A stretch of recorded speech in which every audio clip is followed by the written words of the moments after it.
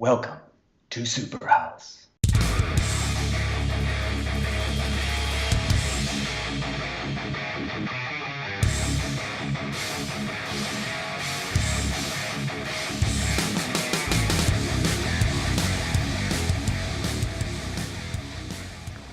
Hello?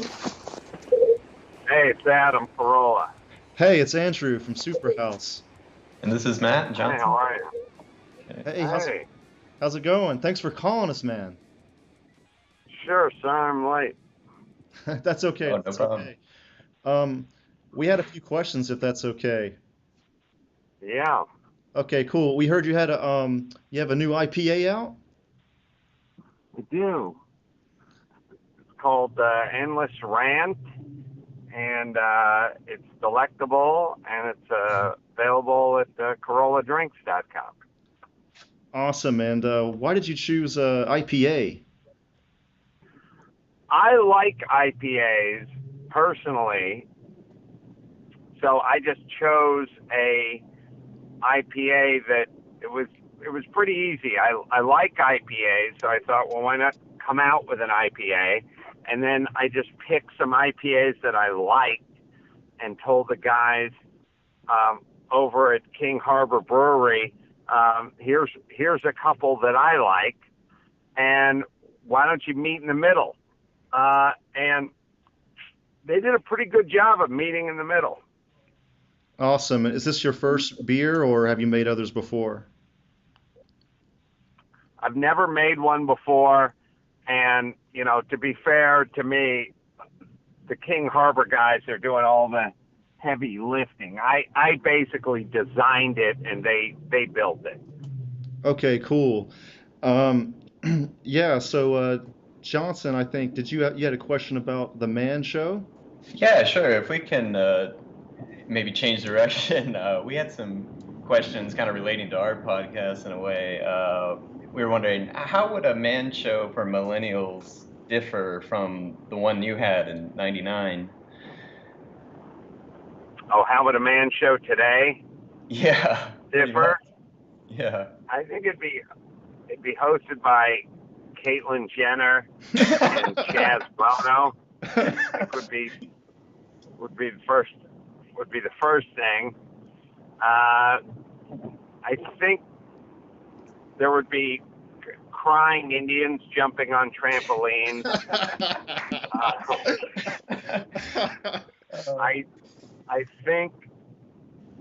I think instead of beer being served to the audience, they would be the tears of oppressed folks of every stripe, mixed with a little passion fruit. Would probably be the beverage of choice.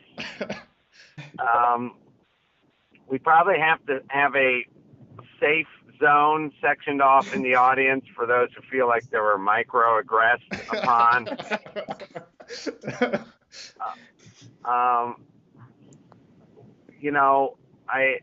I think that I think some of the bits would probably vary quite a bit as well. I don't think we could do anything that would be considered mean-spirited or hate speak or any of that. So, the tone would probably be very, very different as well. And, other than us wearing a sort of gender-neutral pastel jumpsuit, I don't think the show would vary at all, really. I mean, other than those small details that we talked about, I don't see how they would vary. So you're saying basically this show is going to be impossible today, like the way it was before. I think a lot of people would feel threatened that you would violate their personal space, and they would have to go to some sort of safe room, and then you'd have to bring in counselors. Now, of course, you could suggest that they not watch the show, but that would be impossible. We all know, whether it's a television show you disagree with or there's some speaker coming to your campus and you disagree with that person politically, you must attend every event and every show. Just like I hate Hall & Oates, so when Hall & Oates comes to town, I have to go to one of their shows and sob in the audience. When they're doing Adult Education and Family Man and Maneater, I have to just sit in the audience and protest. Because that's how it works. There's no possibility of me just staying home and minding my own fucking business. That's no way. Or going to see a good band like the Jayhawks or John Hyatt. No. When Hall & Oates comes to town, I must attend, and then I weep openly. And then first thing I do is I try to petition the mayor not to let them in town. Because of songs like Maneater, I feel that that's an attack. Because I'm a man, and I don't want to be consumed. All right. Awesome.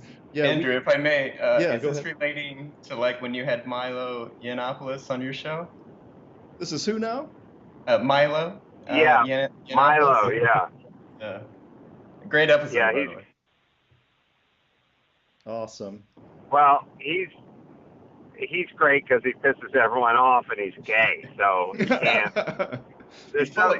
We're so the folks on the left are so like sort of racist and homophobic that they're like, you're not allowed to comment on anything that affects the black community unless you're black.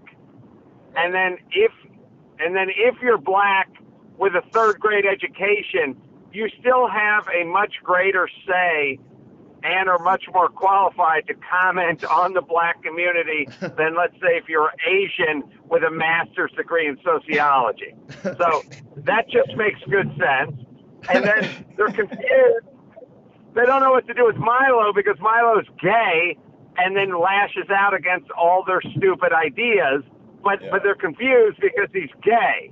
So if I do it, he can't be homophobic because he's gay. So now what? And that's why their panties are in a bunch over Milo. All right. Absolutely. Johnson, I'm gonna. Go ahead. All right. Speaking of like the political type of stuff, we all know that you're both atheist and libertarian, and this seems to be kind of a common combination. If you look at Skeptic Magazine's chief editor, Michael Shermer, and Penn and Teller, and possibly the South Park creators, at least one of them, this seems to be a common combination of elements. And why do you think that is?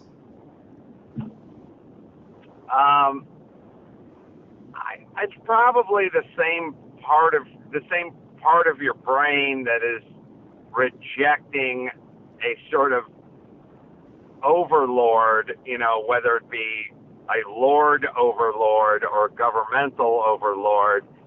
There's a part of you that's fiercely independent that feels like you just want to take care of yourself and your family and handle business and not have either somebody cosmically looking over your shoulder or have it done in the judicial level.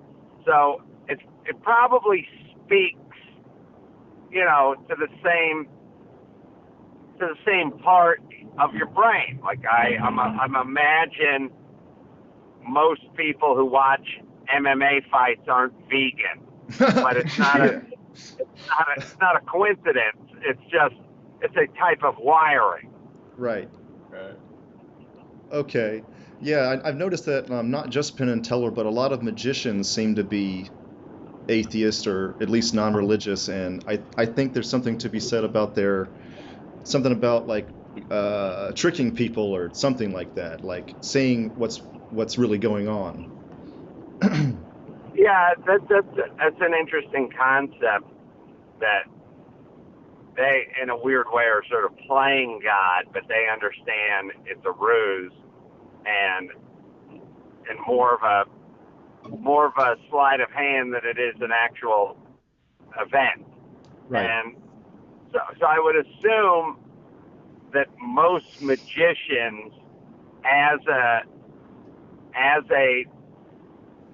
a whole, there's probably a higher number of atheist magicians than there are, let's say, atheist toll booth operators or something like that. On the other hand, it's weird though. There are fair amount of religious doctors, which is always weird too, because you're so much about science that there's so much about, there's just no divine anything. It's all skill and preparation and sterilization and science. It is weird. It's always weird when, Ben Carson is a deeply religious guy and he's also, taking kids' skulls apart. It's a weird. I mean, I don't disrespect it in any way. I just think it's counterintuitive to me. The Penn Jillette part I get. The Ben Carson part's confusing. Yeah, I agree with that. Absolutely. Yeah. Johnson, do you want to take the next one? Sorry, we're kind of all over the place with our questions. Sorry. Which question, Rush? You go ahead. All right, I'll go ahead. We were wondering, there's a big superhero movie boom going on, and we talk about this on the Superhouse podcast, quite a bit actually. We were wondering, do you think it's going to peter out at some point, or you think it's going to keep going on? It'd be nice for us to end these semi-retarded discussions amongst adults about how devastated we were over the last Silver Surfer effort, or how Iron Man's got to do battle with Aquaman. Okay. I like beer and pussy and cars and like adult oriented stuff. So I don't give a shit about whatever's going on with Aquaman or Spider-Man, Okay. but I'm just an old heterosexual guy who likes racing vintage cars. So I'm not sure why we're having so many discussions. I mean, I'll add Star Wars to that mess of wasting. I don't get it. There's a couple things I don't understand. Like, as I always say, when it comes to like having another Star Wars themed discussion, what do we live to? 300, 400 years old? Or are we just going to be fucking dead like next week? And can't we get the fuck on with our lives? Like, who gives a fuck what's going on with Star Wars? Somebody made it up. I'm not interested in like either animatronic or claymated or guys in fake styrofoam suits and just exactly what's going on with their psyche and what their next possible move might be. It's not really, it doesn't, but to be fair, I don't think about Yogi Bear or Boo Boo or the Hair Bear Bunch or Witchy Poo or any other of the fucking stupid shit that somebody made up when I was 9 for enjoyment. Do you guys think about, how about Ninjago? How much Lego conversation do you guys have? Where do we end this? I'm not sure. I'm definitely sort of in the same camp, yeah. Good. The one thing I can proudly say about my family, and I don't brag too much about them, is nobody who lives under my roof gives a flying shit about Star Wars, which I could not, it tickles me pink.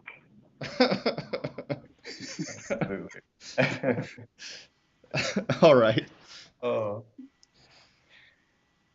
All right. So moving right along, we were also going to ask, who were some of the comedians that inspired you as you were starting to do stand-up? And well, show? George Lucas. Maybe that sounds a little counterintuitive.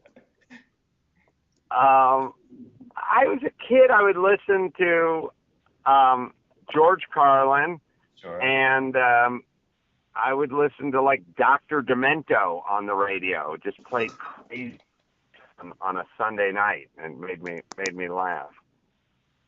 Very nice. Yeah, it's very amazing. I mean, I go back and listen to George Carlin now from before, and everything he said back then is so relevant today. with the PC Yeah, cult. basically, it all came true, and that's what good comedians do, is they can sort of look down the road. I think all comedians not all comedians, but a lot of comedians are pretty skilled at seeing the trends and where we're going as a society and pointing them out. And then if you're good, it'll happen. I mean, I do a fair bit of that myself. Sure. Yeah, I look at my generation and I realize I have to grow old with them, and it kind of terrifies me. Yeah. Sad but true. Yeah. So, George, but I wasn't really, we didn't really have money for records, and we didn't, go to any shows or anything. And it wasn't really, it was kind of a luxury that we didn't really have. Yeah. Who's your favorite, or what concerts did you go to, or who? I remember my dad, taking me to see Richard Pryor when I was, 14 years old or something. Oh, wow. There wasn't any of that. We didn't do anything. We had nothing. Nobody gave a shit about comedy. There was nothing to do. Was your original dream to become a stand-up, or? No, I didn't. I wanted to play football, and then after that, I had no idea what the hell I was going to do, and I never really worked anything out. I just didn't have anything worked out. I didn't really have any. I didn't have any original dreams. They were all. It was all just sort of. I came from a place where it's like, you graduated high school, God willing, and then you got a job like somewhere, like, installing flooring or roofing or something, and you just try to keep that job, and that was about it. I mean, we didn't talk about no one really talked about what anyone wanted to do. You just sort of talked about what you had to do, and we didn't even talk about that either. Sort of. We Carollas weren't big planners. We kind of, you're born, you kind of go through life, and there you have it. It was about as far as we got with it. Wow. I've never had a discussion with anyone in my family about, career. It's not. There was some, like, go to junior college for a semester or something. But no one ever told me to do anything. Do you think that people in general at that time didn't have that conversation that much? My parents dispensed little to no advice, and when I say little, I'm just being generous. Like, I don't think no advice. But I don't think it's a generational thing. I just feel like fucking stupid, lazy piece of shit parents. It's just like they were dumb, they were downtrodden, and didn't give a shit. Okay. But other than that, I love them dearly. So we only have like a couple more, I guess, but we saw that you said that the crazy Trump support is some sort of weird reaction to the last 8 years of Obama. Do you think it really is like just a straight up reaction, or? I think it's a straight up reaction to everyone and all that sort of microaggressions and all this PC shit and all this campus safety and all this stuff. Where I think we're snapping back and just going 180. Yeah, just going from.